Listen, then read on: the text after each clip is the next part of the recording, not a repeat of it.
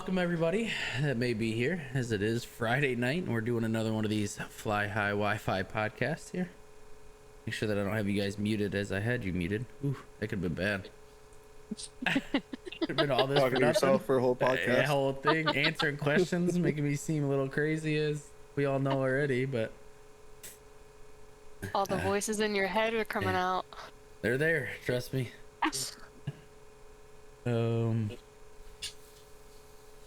Midas said he's stuck at work. Looking forward to this. Awesome. Hopefully we make it a little bit better, Midas. Yeah.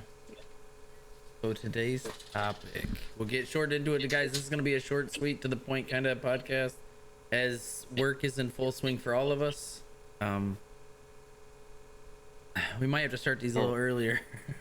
I work 12 hours tomorrow, so Yeah. I gotta get up at 4.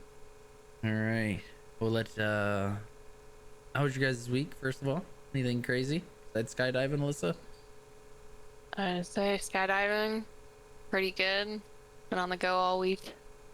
Nice. Normal for me. Ryan? Yeah. Busy. We had a very tragic accident at work, so we have been off for this since Wednesday afternoon till Monday morning. So just getting everything in order while I'm off work, trying to keep everything going. So Sorry to hear that. it happens. Unfortunately, that's why we have safety policies, right? That is true. So, but enough of that bad news. Alyssa, you ready? Yep. So the topics today are imposter syndrome and then ADHD and how it presents itself differently in men and women. Okay. So we'll start with imposter syndrome because it's a little bit of a smaller topic. Imposter syndrome is a condition of feeling anxious and not experiencing success internally despite being high performing externally. The individual often feels like a fraud or a phony and doubting their own abilities, but on the outside, they tend to be like an overachiever to everybody else. Around 25 to 30% of high achievers or anybody have experienced this. So it's not like I don't want to say it's a long-term thing. It's a little easier to get it under control once you do realize that you're experiencing it, and you can kind of like backtrack. Okay. 70% of high achievers do have experiences at least once in their lifetime, so it can be like a one-time thing or you can experience it like repetitively. Okay. There's 5 types of imposter syndrome. The most common is the perfectionist. So they just can't, they have to have everything perfect. And then you have the people around them like, hey, it's good enough, you can stop, and they just can't stop. A lot of people kind of confuse that with like an OCD thing, but it's actually an imposter syndrome just in their mind. They just have to have it perfect. If they don't have it perfect, it's just not good enough. The natural genius is the second one, and those are typically the ones that went through school. They didn't have to study, they just kind of were able to fly by, and then when they get into the real world, that's not how it operates. So their natural genius isn't kind of as easy to kind of move forward, so they don't know how to function because it's not like high school, it's not like middle school, and that natural genius doesn't really operate as well. Okay. The third is the rugged individual. They tend to struggle to ask for help. You see the big eyes, Ryan? well, as a person with ADHD, we'll get into it after. I'll let you explain all 5 of them first. Number 4 in the imposter syndrome is the expert. So they like to research everything. They don't like to let knowledge come to them as like on the go. They like to hoard information. So before they go into anything, they have to know everything. They're not just gonna let somebody else teach them. They have to walk in the room and know everything before, so they're just kind of like the know-it-all. And if they don't know it and they're being taught by somebody else, it expresses that imposter syndrome where they just kind of feel like this big. Okay. And then the last one is the superhero. They're the pusher. They just kind of, they gotta push and push and push and push. That one's kind of the least common out of the 5. Within those, overcoming it, the biggest thing is finding evidence. When you kind of start to feel like you're having the imposter syndrome, tell your brain and find the evidence that it is imposter syndrome. Okay. Kind of like tell yourself, I am doing good. This is why I'm doing good. And tell your mind that you are playing tricks, and kind of give your mind the evidence that you are doing well. And I'm like, with the perfectionist, kind of tell yourself you're not perfect. Nobody's going to be perfect. That's one of the things it says. Let go of the idea of being perfect is one of the things that it says to get overcome imposter syndrome. Another one is celebrate the small wins. Kind of set small milestones. Don't kind of look at the big picture of life. Kind of set your small milestones and celebrate small wins. And another one, when you're trying to find that evidence, share your feelings, whether it be at work or at home. When you're feeling this like imposter stuff, let it out, because again, when you're letting out that feeling, it's kind of a good way for you to be able to find that evidence and tell your brain like, hey, I'm actually doing a good job. I'm actually just overthinking it. My brain is taking over and telling me that I'm not doing good enough, but everyone around me thinks I'm doing great. Okay. So now with all 5 of those, is there any chance that somebody experiences all 5? Yeah, there could be somebody that just like goes on all in. They start experiencing the imposter syndrome and they're just overloading everything. Because as I said, struggling with ADHD my whole life, I can relate to all 5 of them, right? And the biggest one to me is the perfectionist part of it, right? At work, if something's not right, it bothers me until I get it right. Hell, at home, if something isn't right, it bothers me till I get it right. There's days where, for instance, for us that are in the gaming community or anything like that, some people can't do cable management. Cable management pisses me off to the fact where I have to have it right to the fact, and I won't turn on my stream or do anything else till that is done, because I want it the way I want it. I don't settle. That's how that works for me. I see the natural, like the what is it, natural genius, you said it was the natural genius, like they just know the situation. I hated school, absolutely hated school, but there was things that I already knew and I never knew how I knew them. But I also like to do my research, so that's why I say, like, all these different things, I have to be sure I'm right. Even though I think I'm right, I need to make sure I'm right. So there's 3 of the traits right there already, right? So Yep, and then you got big-eyed for the rugged individual, where you struggle to ask for help. there's 4 out of 5 There's right there. 4. Because you guys knowing me, I will bury myself until the last second until I ask for help. Yeah, and so like you say, you've experienced this your entire life. Imposter syndrome could come out, like, can just be like a natural trait for somebody, that anytime you're put into a situation, you're kind of like that. But then it could also be something that's on set. Like, you could start a job and you're like doing good, but then you get moved to another team, and that team makes you feel like you're not good at your job. Just kind of the dynamic of the different personalities. So it could be something that's more natural to the person's personality, but it also could be something that you're put into a new situation and it is on set by something. Makes sense, yeah. And that's with any of us that I know. I've switched since my time in the military. I've had different trades all the way around. So I know Jerry just took his time as a welder, and now he's doing something else in a whole different environment, right? So Jerry doesn't say necessarily that he has ADHD, but these 5 things are in everybody, right? Regardless if they want to say they're not or anything, it's just natural human ability to be able to be categorized.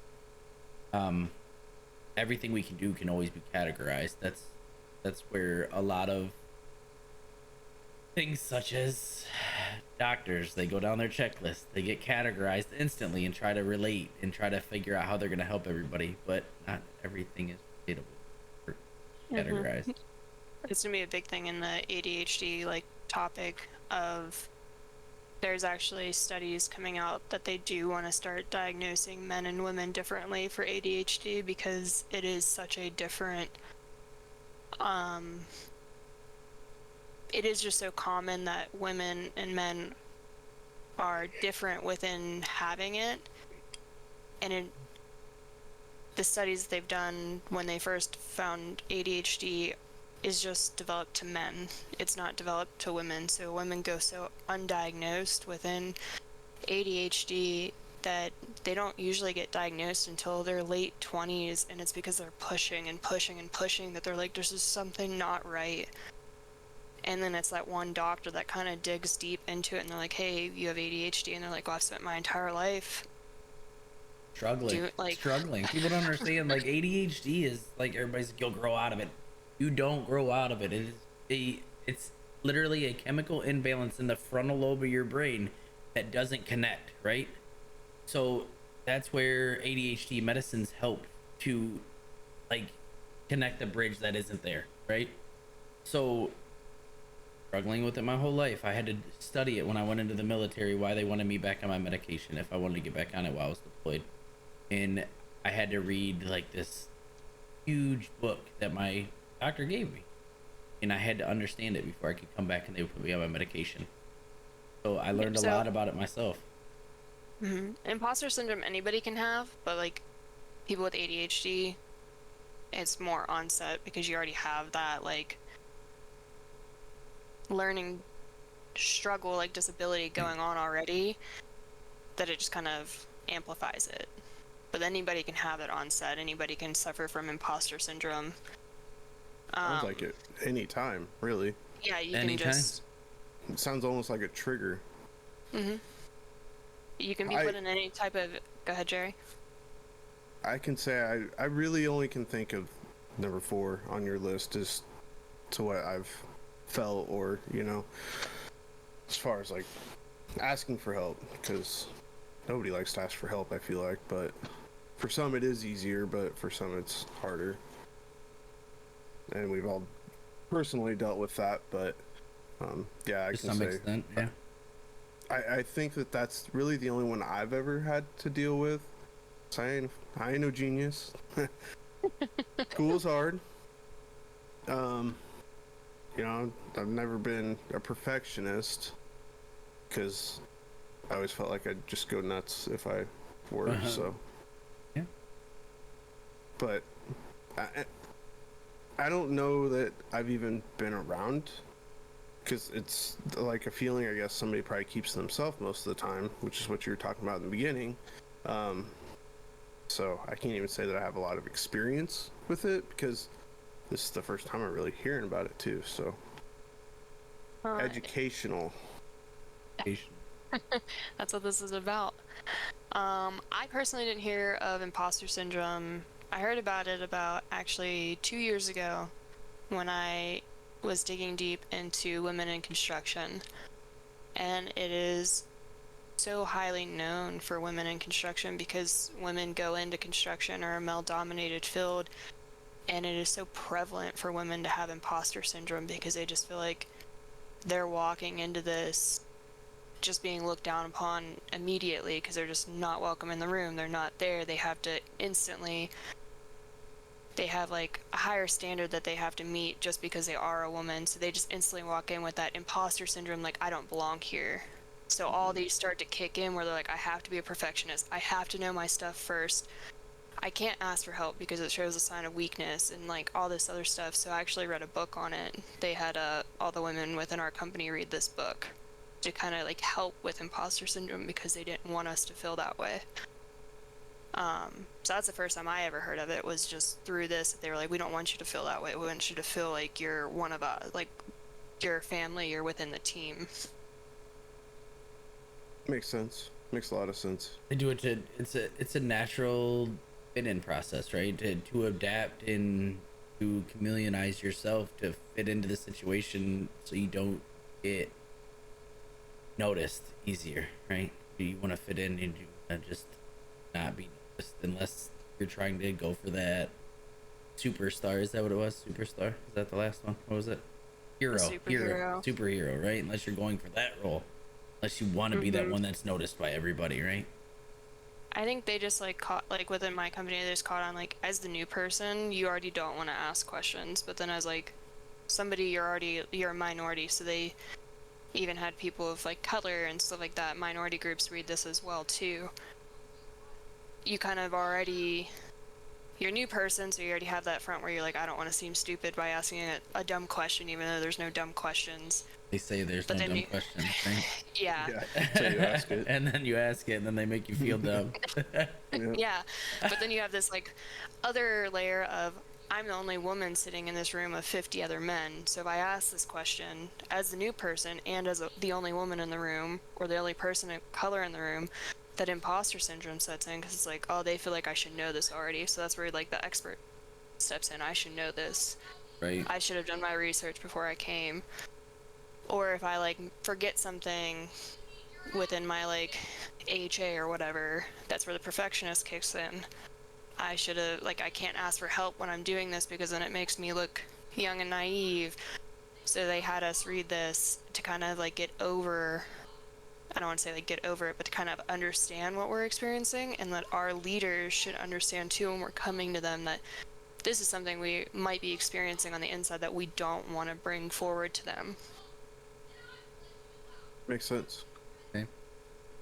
I know my wife read a book. It was, I had to Google the name to make sure I don't get it wrong, right? Because, you know, perfectionist, I own research. Men are waffles and women are spaghetti. Men are like waffles and women are like spaghetti, right?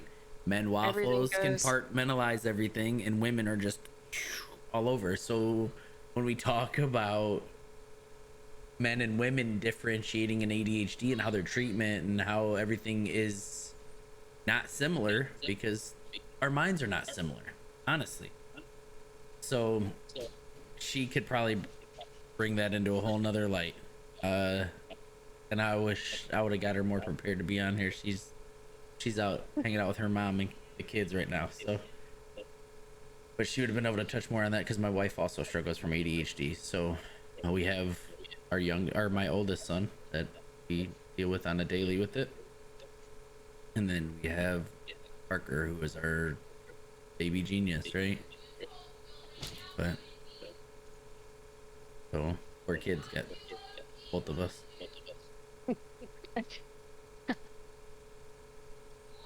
All right. Well, we'll move on to the ADHD section. Okay. Because we're, so Over here ADHD. yawning already. Jeez, I'm sorry. Is the chat good, Ryan? Oh, Red Bull. Chat's good. Yes, there's nothing right now in chat. So ADHD is a common neurodevelopmental disorder in children. So it starts in childhood, but it can be missed and it goes into adulthood. So when it's missed in childhood, it can cause later developmental issues in adulthood. So it can grow into other issues as well. We won't go into that one today because that goes into like BPD and it goes into all kinds of other stuff because it messes with the brain so much when you don't truly understand like what's going on up there. And Ryan, you had mentioned the frontal lobe. As that's developing and you don't know what's going on, that frontal lobe is where you make all of your logical or rational decisions. So if that's not developing properly, it will mess with other things as you're developing throughout. Yep. ADHD, and this is for men. So like a lot of these first common like descriptions I'm going to say is a basis for men. So ADHD may have trouble paying attention, controlling impulsive behaviors, so they act without thinking typically, or being overly active.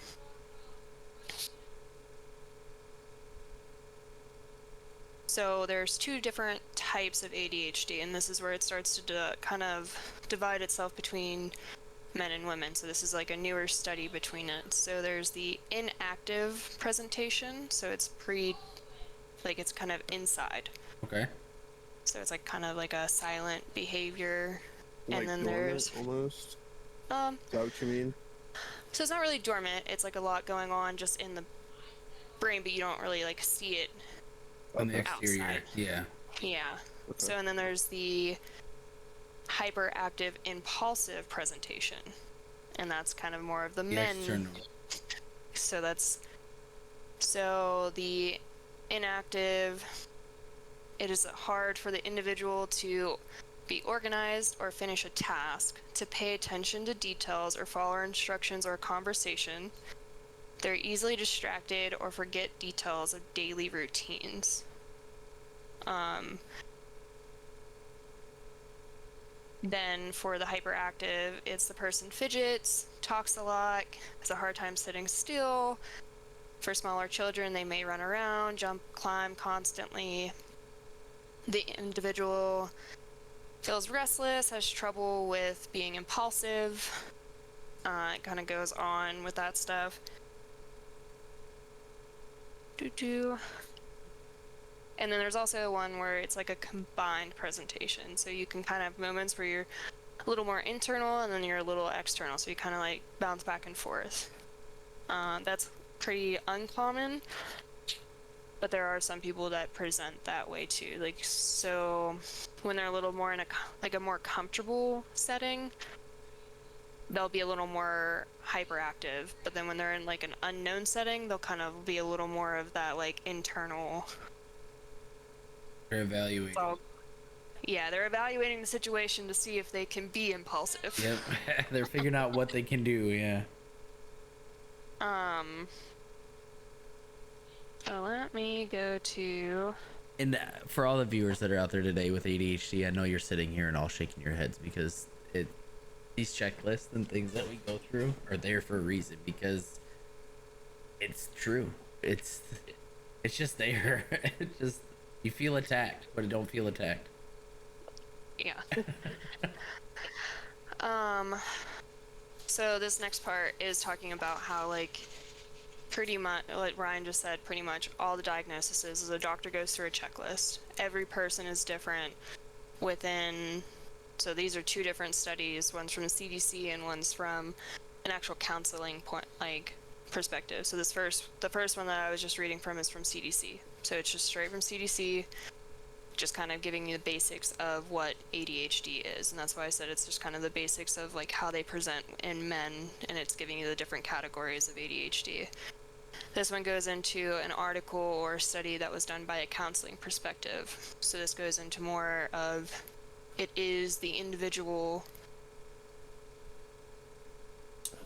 story. Okay. So again, it's going to still have kind of the characteristics, but not everybody's the same.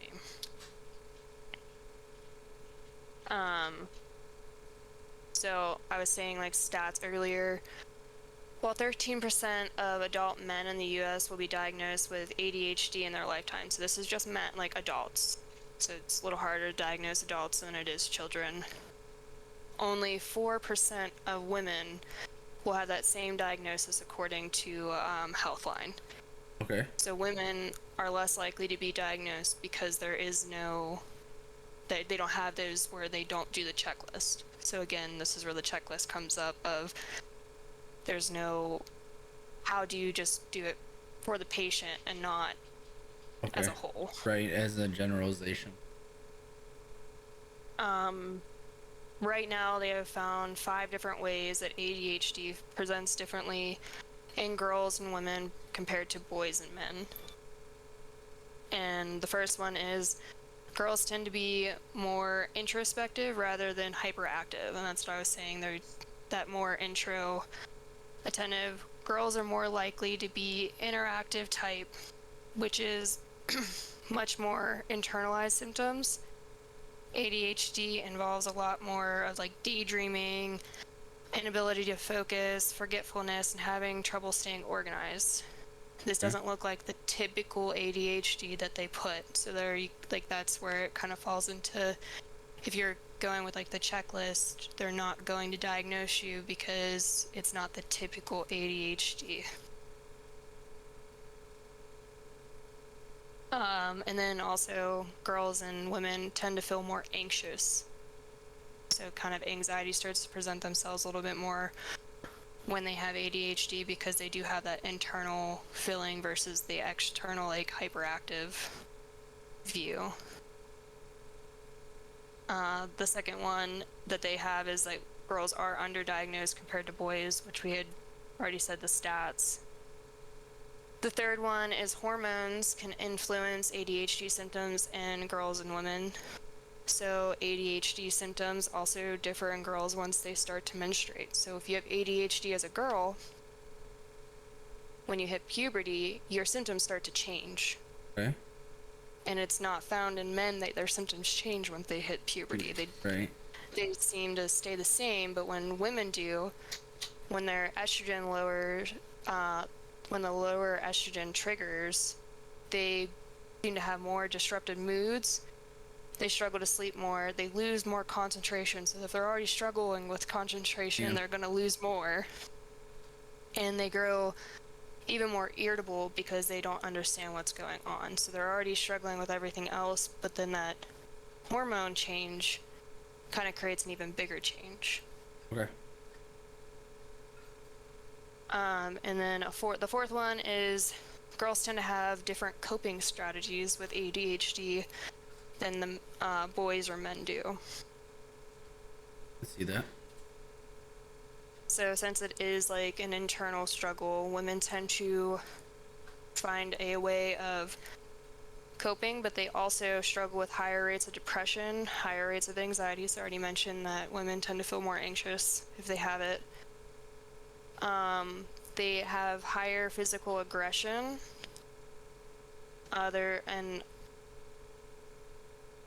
Just higher physical rates of aggression. Wow.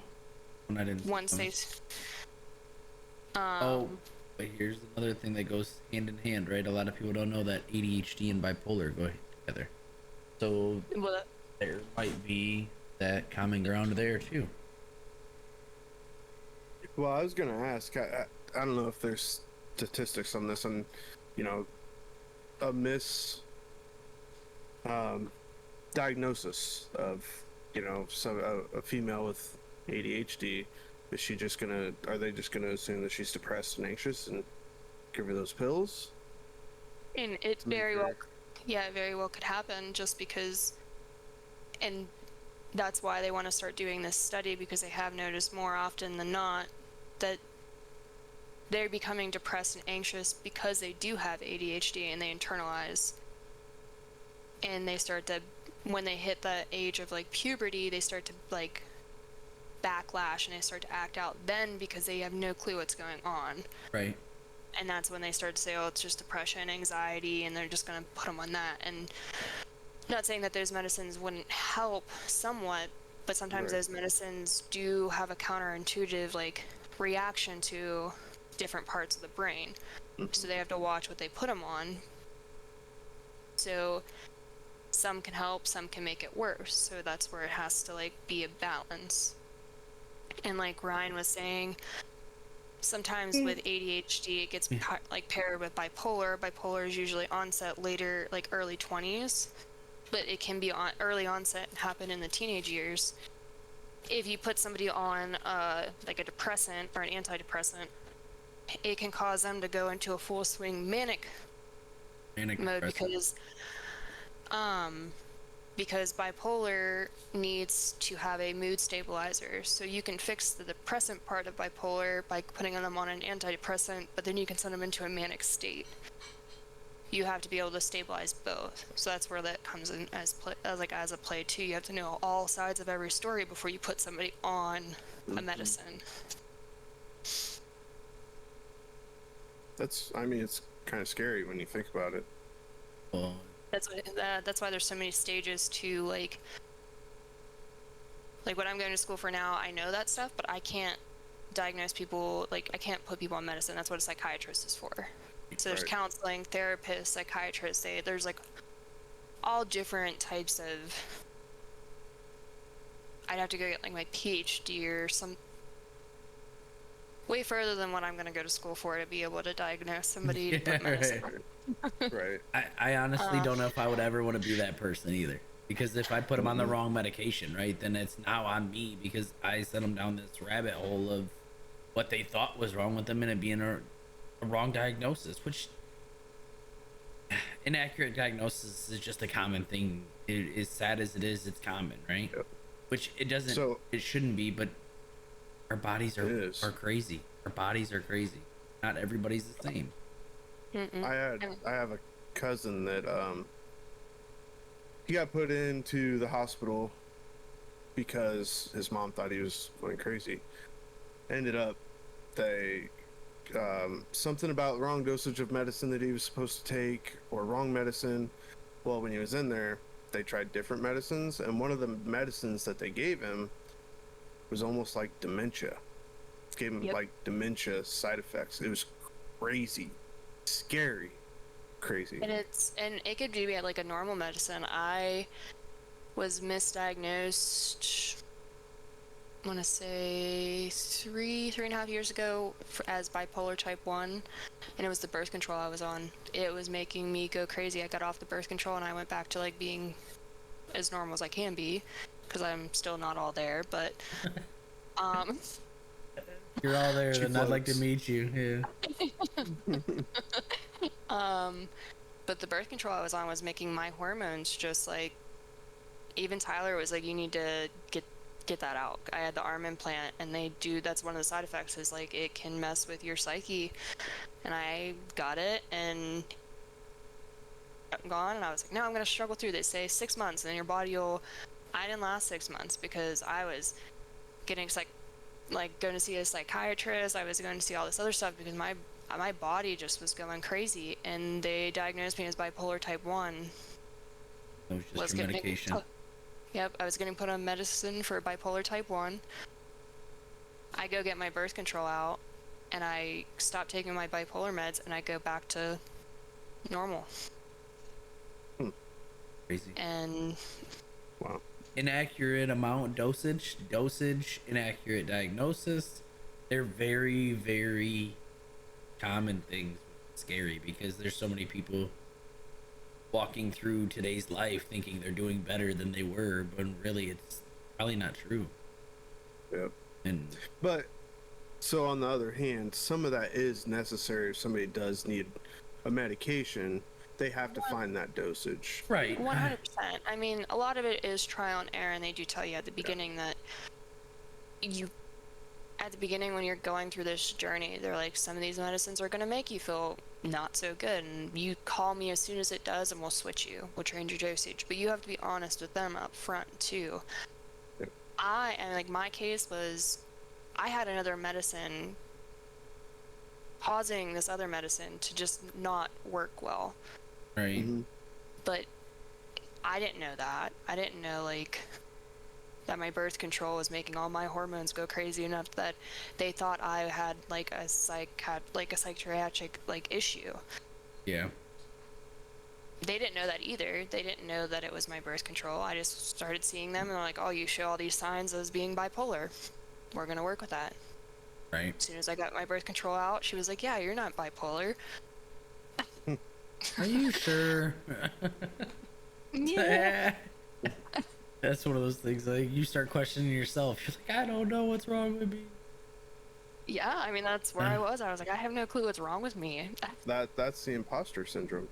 Yeah, I have it all. Yeah. It's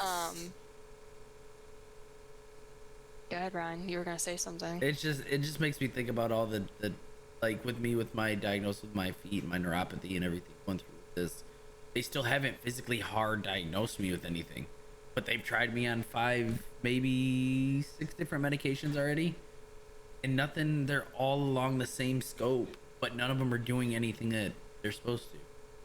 So the only thing I've gained is weight. No progress, just weight. So it just sucks because there's times that you'll struggle through it all and then you wonder what's wrong with me and why can't they fix it, or sometimes they just don't have the answers, but doesn't mean you shouldn't stop looking for them. And so yeah, advocate for yourself. Unfortunately, because every journey is different, that's what Every makes it journey's so hard, because they can't just go down that checklist and be like, well, here you go. Yeah. The checklist is just a guide for them to kind of have somewhat of a path, but there's how many people on the earth, how many people are they treating, and we all have different chemical makeups, we all have different ways we're going to react. We have allergies, we have this, we have that, and they have to work with what you're throwing at them. And unfortunately, we all have like a cap at the knowledge that we can have. Right. We only have so much experience. So like when you're walking in, you're a whole new experience for them. They're never going to say, I had somebody just like you. Well, they're not supposed to. Well, yeah, but they're there's never going to have somebody just like you. exactly, but they'll say, yeah, a similar patient, like they do stuff like that, but they're not supposed to. And then at that moment, I'd be like, all right, thank you, have a great day. I'm gonna go get another opinion. Mm-hmm. So.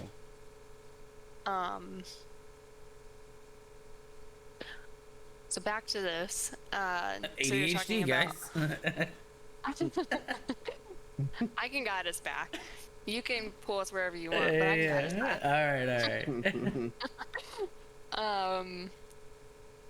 So you were talking about... What was the last page we were on? Squirrel. It's okay.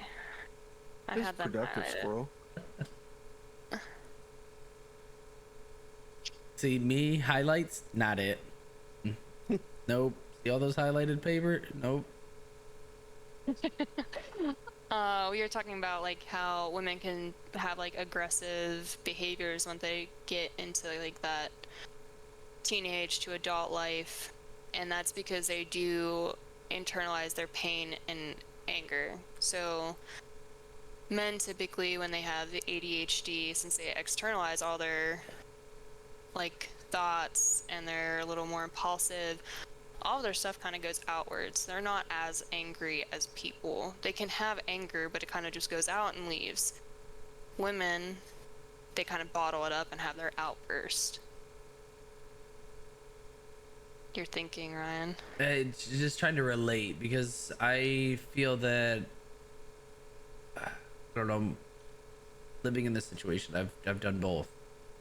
I've had immediate anger to where I lash out instantly, and then I've had those to where you just bottle it up until you have a huge explosion. But I've lived it myself. I've seen it in my wife, my kids. We've all done it. But dealing in the army with those individually, like, people do both. It's gonna be hard to, I guess, men or women. I think they're both apt to both, I could say. So.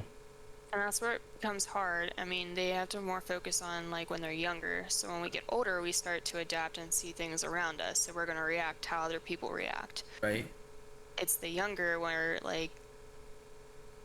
They don't have experience in life. Right. Yeah, They don't have girls tend to experiences. kind of internalize, and they're not as like, I don't... You see like the little boy bouncing off the walls and they're like, oh, he has ADHD. Kind of like, I mean, he might, but like Yeah. people would like joke, but you have like little girls sitting in the corner kind of by themselves. And really, she could have ADHD, and the kid that's running around doesn't. It's just to be Yeah. a boy, and they say, oh, boys are hyper. They're kids. They're all usually hyper. So I agree, when like you get older, it could just be like a learned behavior and you guys kind Right. of feed off each other. But like when they're younger, that's when it really needs to be kind of separate. The diagnosis is I like agree. you have to watch for both. Yep. And that's where these studies really come into play. So yeah, I do agree, because like I've had moments where I've been able to bottle up, and I mean, I don't think I have ADHD. I've never been diagnosed, so I'm not going to assume I have ADHD. But I've bottled up anger, but then I've also had moments where I've just instantly reacted. So I agree with what you're saying. Like, Yeah. it's learned behavior. I've seen both. Right. Same. I was gonna say it, you just beat me to it. And then the last one is another like comparison to like men and women. Typical male features of an adult with ADHD often involve an inability to concentrate, a tendency to change jobs, and a difficulty with responsibility. For women, however, Um, feelings, they have like the internal feelings. They have low self-esteem, they have chronic stress, and they feel like they're not good enough. Which makes sense. Women also often have like one life crisis, and they have like, they make everything a crisis, is essentially what it says. Like they just live in chaos. So They it's a just create constant chaos. Okay, yeah. Yeah. Just because like their brain is I showing them like chaos. they're like I said, spaghetti, right? Yes. It's a So it's thing of noodles all the time up here. so like they create chaos for themselves because that's what they like. That's what their brain is saying. Everything's chaos. Everything is chaos up here. So everything out here has to be chaos.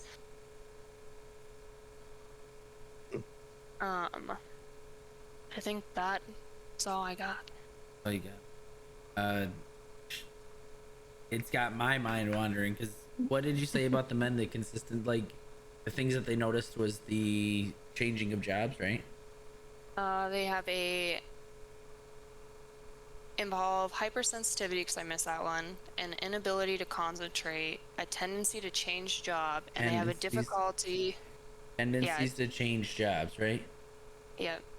And live it so often in my life. I've had more jobs than you guys have had dirty underwear in their month. So that's why that one hit home too. I was like, man, I don't know. I was like, I know that one on a personal level between Ryan talking and Tyler. Alex, holy shit. Alex came through with 10 gifties to the chat. Okay, Alex. Like that's why for me, like the union, right? The union has always been good to me because you do a job, then you go to the next one. Not every job is the same. You keep doing the same style work, but you're not on the same repetitive line every day. You're doing the same people every job. Every job has different people, you know, and it feels like it's a new job. That one smacked me right in my mouth. I won't lie to you. I feel attacked, and I love it because it's so true. Like sometimes you just got to be called out for your shit, you know? So I've had a lot of jobs. I've done a lot of things. That's why the military was good for me. It gave me the structure for everything to be there. And man, that one, it still got me all jumbled up inside because I've had a lot of jobs. Highlight, bold, underline, circle. Yeah. Oh shit. That one's got me still. But other than that, no, I just did that one. I know a lot of people that have ADHD that do the same thing, and it just, like I said, when you go to the doctors and you get diagnosed with these things, you feel like they're attacking you, but they're there because you fit the profile. Now it's to figure out which end of everything you're going into. How deep are you going to get into this, and how I don't know how to really put it, but I don't want to say how bad it is, but how deep is your ADHD or your diagnosis going to be to figure out exactly what you need to do to counter. Yeah, and I mean, there's obviously like, there's the drastic end of the spectrum, and then there's like, yeah, you just have like a little bit, like you just kind of, right. And there's really nothing wrong. You just have to learn how to like operate and like there's nothing wrong with a little bit of what we call Ryan squirreling around a little bit. Yeah, he just he's got to bury all his nuts and hide them until he figures out how he wants to use them all. What is that movie? I have no idea. What is that little kids movie? Ice Age. Ice Age. Yeah, that's me my whole life. I'm still chasing that damn acorn, whatever it is. I just have a partner to do it with now. So, man, that one. And I see a lot of people that I know that struggle with those daily concentrations or daily fidgeting. I fidget when I sit still and do this podcast. I see myself. It's right here in front of me, and I still do it, right? But it's something I can't control. So, this was a good topic for me. So, I say, like, I was diagnosed with it as a young age. There's been times where it's affected me so much to where, as a kid, I went through troubles and almost took my own life as a child because the medication they had me on Ritalin as a young kid. And when I came off of it, I was angry and was like, I need to take my own life. Like, it was bad. So then they switched me off Ritalin onto another drug and onto another drug. And then my mom passed away, and then my dad was like, you don't need that stuff. And then I struggled through high school, and then I dropped out of high school. So it was like just a revolving door for me. So like chasing ADHD my whole life is, and then the military taught me to cope with it and how to deal with it and how to, well, how they think you should deal with it. But everything's a bottle of water and ibuprofen in the army. So, and then I had to do, like I said, I had to study ADHD to understand it for them to put me back on my medication. And I don't think that doctor actually had to do that. I think he wanted me to understand what I was going through. I think it was a huge thing for me. So. And I think personally, like, understanding it is like step one.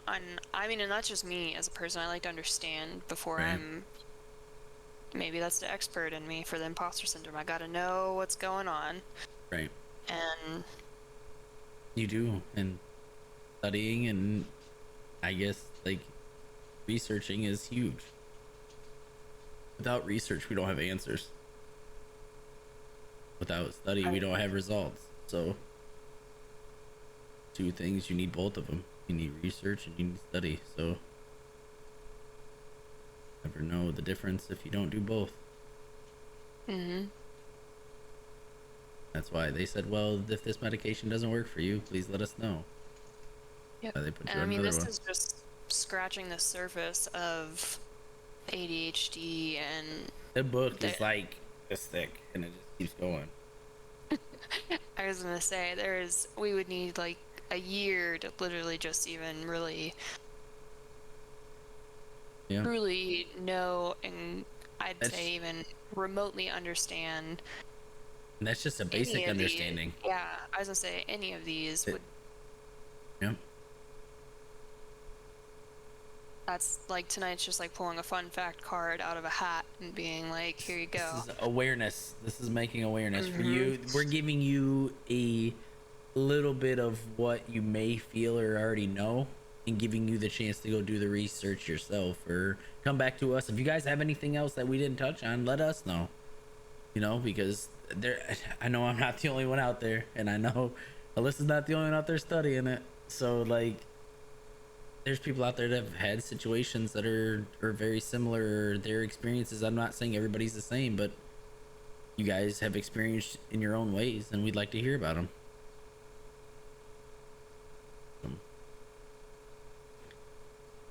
Alyssa, you're done? The little fancy highlighted papers over there? Yeah, I got handwritten notes and highlights. And And I'm over here winging it with what you give me.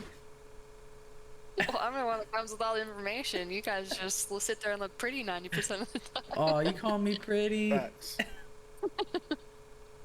And we really appreciate you for that. We really do. But then Literally again, do remember, all the legwork. it's very, very much appreciated because I know it probably wouldn't be done if I had. What? You'd Yeah, be right exactly. before it, writing it on Yeah. a tissue. Oh, you ain't gotta like tell everybody, all right? Completely 1000% called that one. I am the type of person that's legitly like, I know I gotta pack for this 2-week AT for the army. I know everything I need. I have a list. I'm supposed to leave at 5:30 in the morning. I am packing the truck at 4:45 with everything I packed at 4:30. And then I'll get there and be like, I knew I should have just forgot that.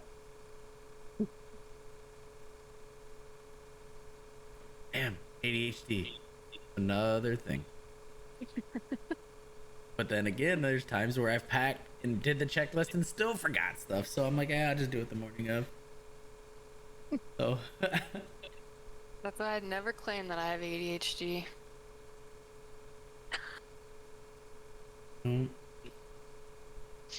Alright, you guys got anything else? I don't. We came through with the facts. Jerry? I don't have anything else. Jerry's tired, guys. I am Here- so tired. Well, and tonight I don't have a lot of experience with ADHD, especially besides Ryan. And Again, He's the guinea pig I am tonight. definitely. Yeah. yeah. So, and then the imposter syndrome. Kind of, you could see how you could fit into each one of those criteria at some point in your life. So, again, not a lot of experience with it, like I said, but very, very good education tonight with all of what you did, Alyssa and Ryan, winging it. Wing it. Yeah, mostly Wow. She brings the book notes. I bring the experience, right? All right. We had a few guests today that spoke. We had Midas was excited for tonight. Alex coming through, doing what Alex just comes in and says hi. Here's some gifties. Appreciate you, Alex. He said, yeah, they do to effing women at that time. I don't remember what our category was, but it might have been the whole noodles in the brain thing. How they're all over the place. Well, I think the first comment was He said, "Yep." to switching. Oh, there we go. I thought it was to switching jobs stuff. No, I think it was the whole scatter. Like everything's everywhere. Yeah, Chaos. we picked on women a good bit tonight. So. Yeah. But it was also very educational for if there's It any was, women in and chat that's- or that listen to this in the futures. Well, we might have to do another segment on this one and have, if there's any females that have ADHD and would like to speak on it, please let us know also, so we can do another thing from another side instead of listening to this guy talk. So, and then we got Red Eye came through. Appreciate you guys. Again, all our socials are there. Jerry just did the team Discord. That is for the Fly High Wi-Fi Discord. We have our Facebook. And again, guys, they're never expected, but they're always appreciated. We have the donation link also. All the money that comes through us goes out to helping others. We do not touch any of it. And we just want to continue to do great things here. And without you guys and all this, it wouldn't be possible. Well said. Is that all, guys? Are we done? That's all. Yep, that's Alright, all guys. from me. And the Great. exit. Just say goodbye. On behalf of Fly High Wi-Fi, guys, we appreciate you for being here again on this beautiful Friday night. We will see you guys in a couple weeks. Bye. Bye.